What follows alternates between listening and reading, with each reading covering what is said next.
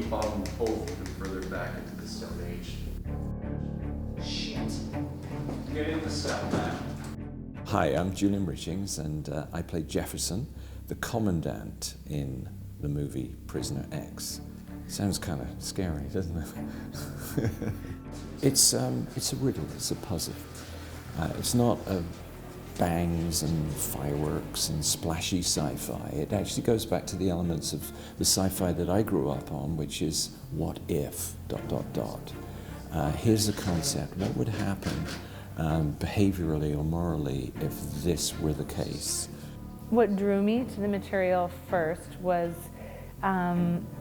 partly the genre. I was excited to do something. I think that this has kind of that perfect blend of sci-fi and psychological thriller. Like enough of the psychological thriller that it makes the sci-fi believable, and enough of the sci-fi that it makes the psychological thriller sort of fantastical and magical. So I felt like it had that kind of blend. There is a very interesting and intriguing science fiction premise at its core, but the story is being told and the mood of the film is a little different, and it's not very common to see this kind of lighting, this kind of tempo or rhythm or movement in films like this. And I'm hoping not only will they be entertained, because it's a great story with a very interesting premise, but also twists and turns along the way and a nice surprise ending that I hope will blow people away. So it will definitely deliver on that front. For this kind of world we were trying to create, we wanted to make something that was very textured, but still had hints of slightly futuristic vibe.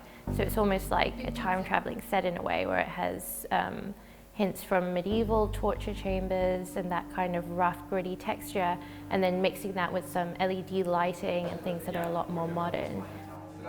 From the get-go, when I read the novella, I realized right away that this was that kind of a film that was commercial, high concept, that could grab a significant audience.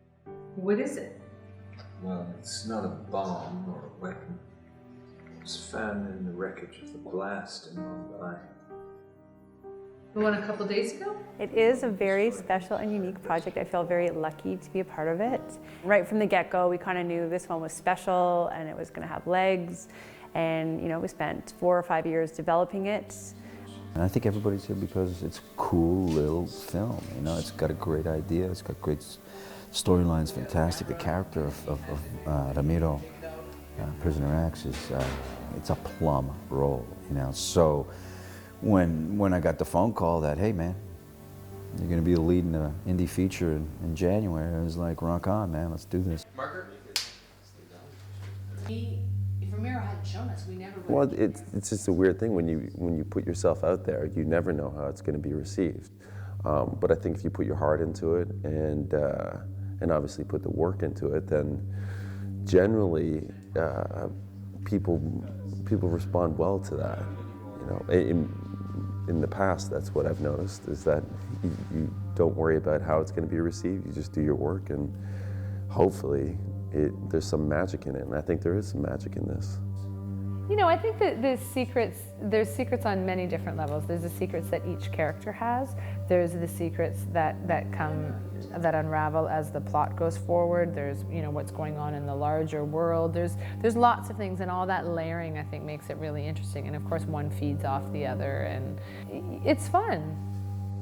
When you look like I do, you get to play a lot of roles, like a Grim Reaper or a torturer or something. But I always look for the humanity inside the violence, or the frailty and the humanity within characters that would otherwise be dismissed as being purely functions of a plot. Well, my character also suffers from a lack of sleep, so that's not hard to tap into. But yeah, I just essentially go to the place where I feel the most insecure and questioning everything. There's a negativity to this character without a doubt. I mean, this man wants to see the demise of the world that you and I know.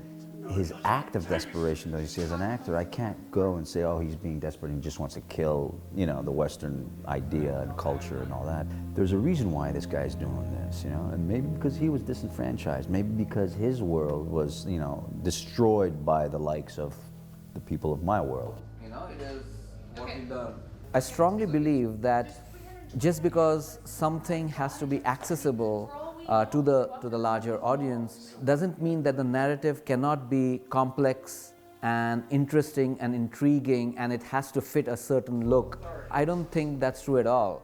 And so do I, Commander Jefferson. Gaurav has a kind of a very different take on realizing a story, a science fiction genre story.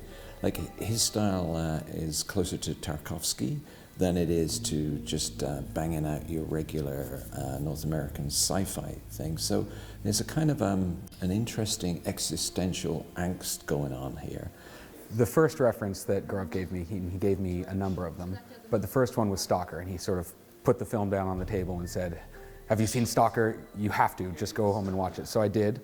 And at first he said to me, you know, if you can find some shadows, I like lots of shadows, and if you can find them, we'll use them in frame. And maybe when people are talking, instead of watching them talk, we'll be watching their shadows talk.